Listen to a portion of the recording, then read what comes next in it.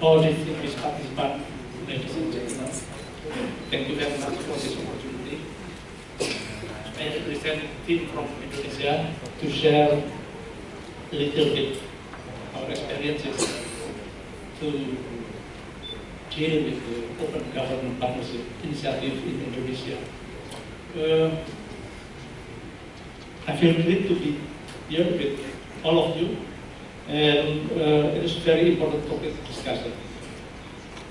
And I believe that Indonesia and Myanmar have so many similarities, socially and politically.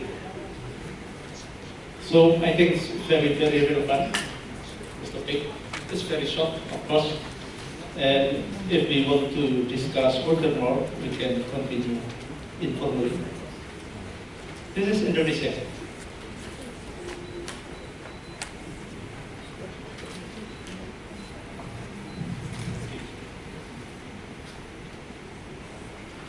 It is a big country with a big population. We have too many islands, small and big islands. A lot of ethnic groups in Indonesia. I think it's similar with Myanmar. We also have too many local languages.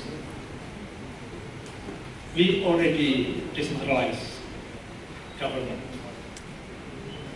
after the reformation process in 1998. The administrative of the government decentralized to the district and city base.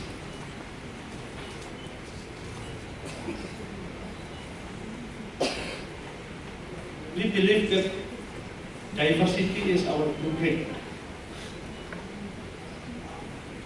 It is given.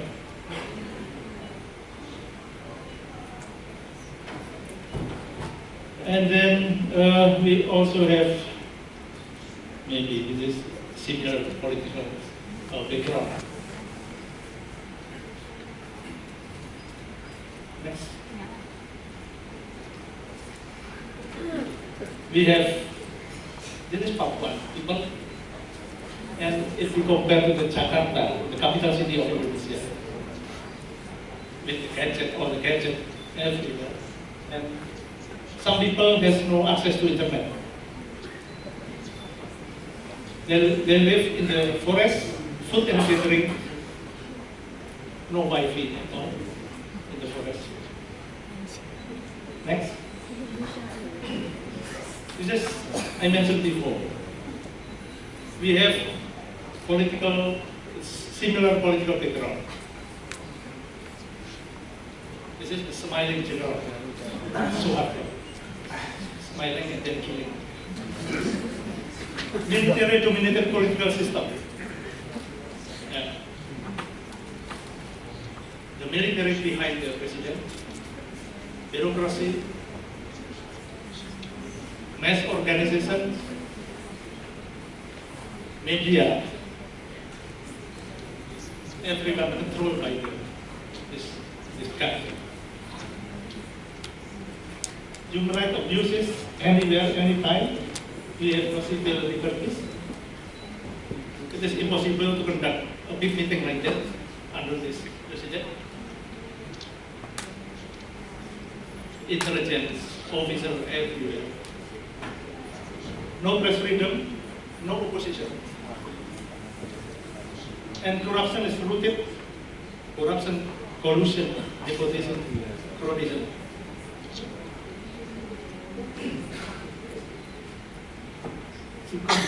He controlled the power for 32 years in Indonesia. Next.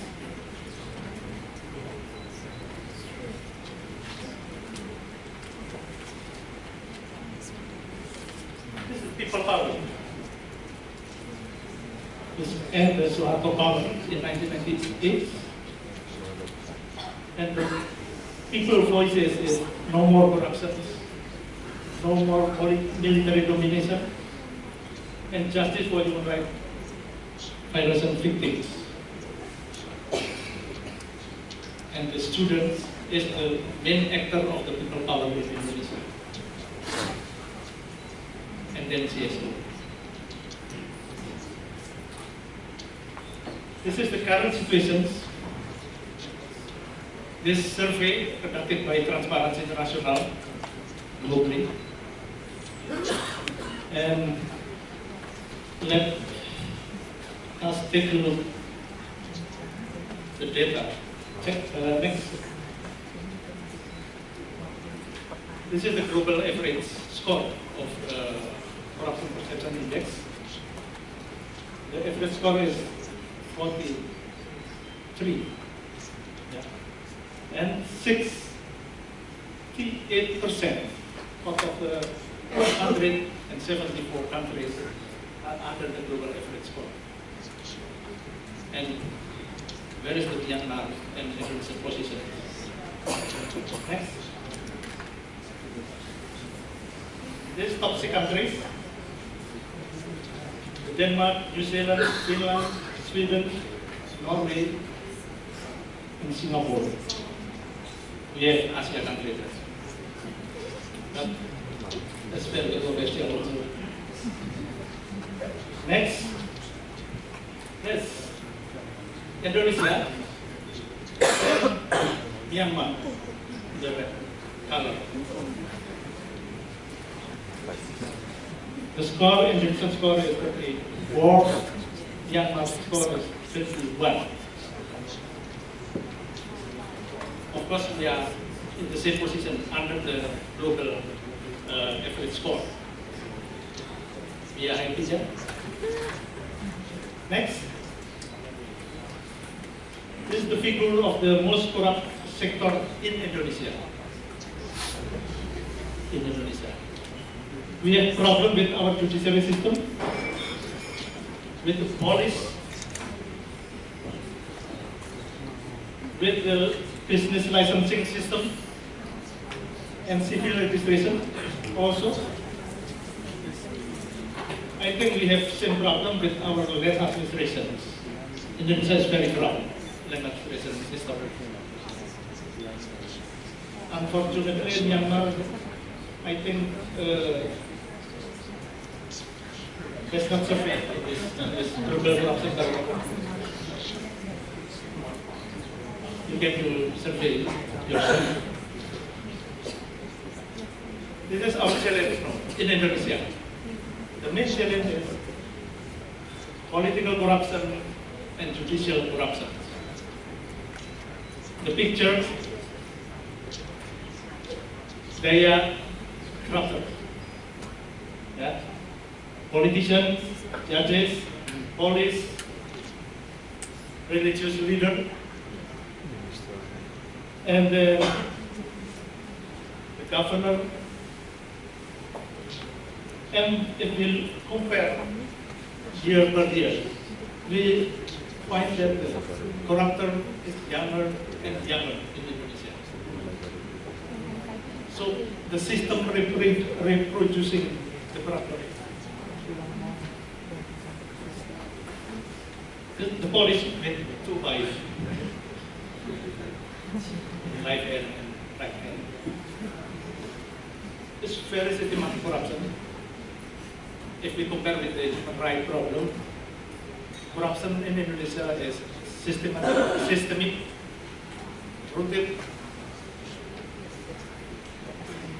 and we need breakthrough how to deal with the serious crime like corruption in Indonesia. Next.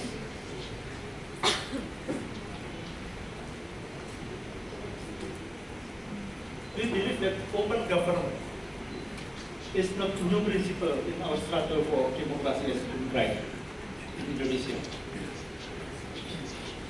Because since 1997,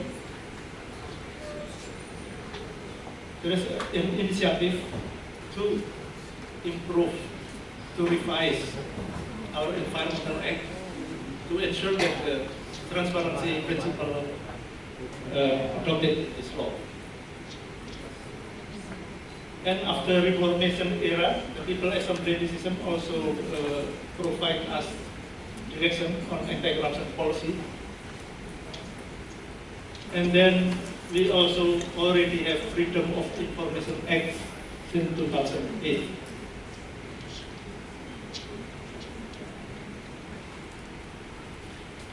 Next. Civil society is the key actor for open government in Indonesia. Of course, inside the government. Civil society already initiated Freedom of Information Bill,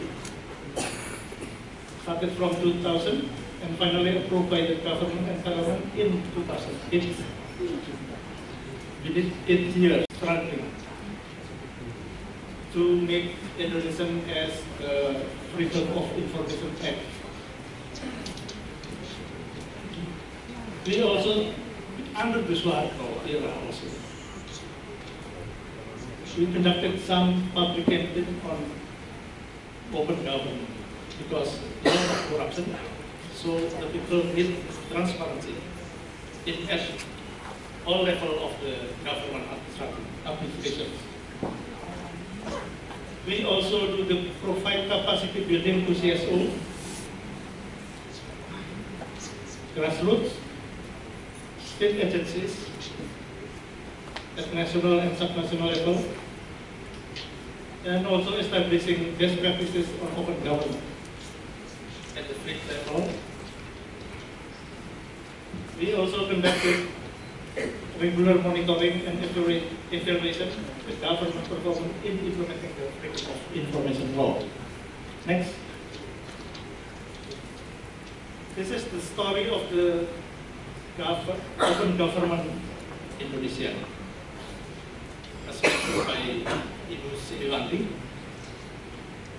We have 14 of open government of Indonesia. The team consists of the 7 government agencies,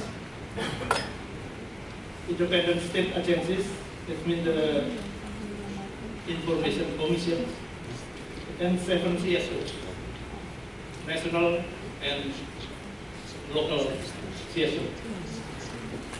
The role of the 14 of open government in Indonesia is ensuring the planning, accommodate planning process of the action plan, accommodate all the problem, the relevant problem in Indonesia, and also monitoring and evaluation of the action plan. Next.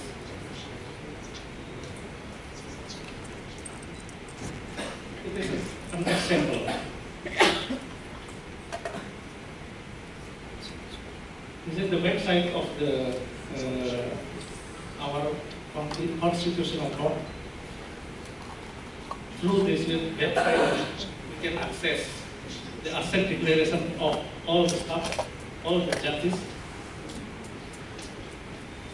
because based on our regulation,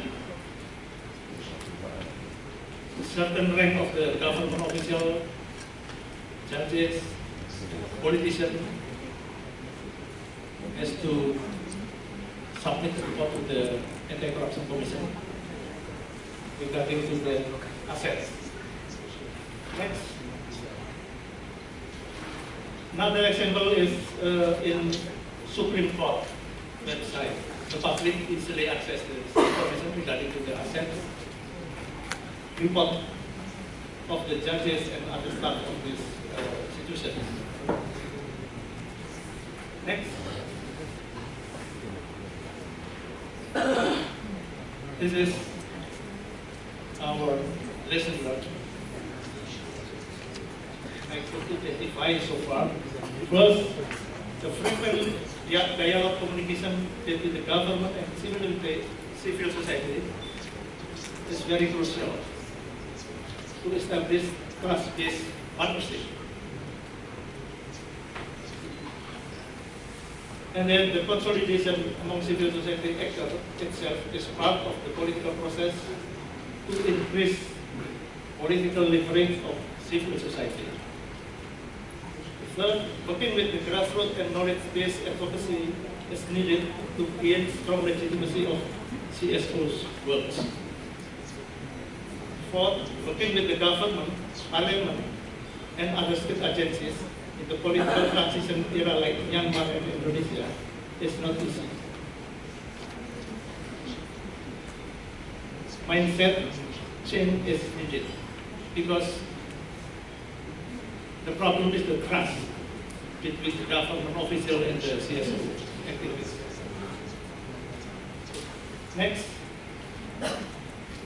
so Myanmar and Indonesia, we are growing democratic country. We are also struggling together to improve our democracy and the rule of law for the welfare of the people. So I think it's better if the partnership not only in the national level, the partnership should establish in the region level. People of Indonesia can engage the government of Myanmar, people of Indonesia, people of Myanmar. It is like cross-learning, cross-sharing, and in hand for open government partnership. Next. I think that's all. Thank you for your attention.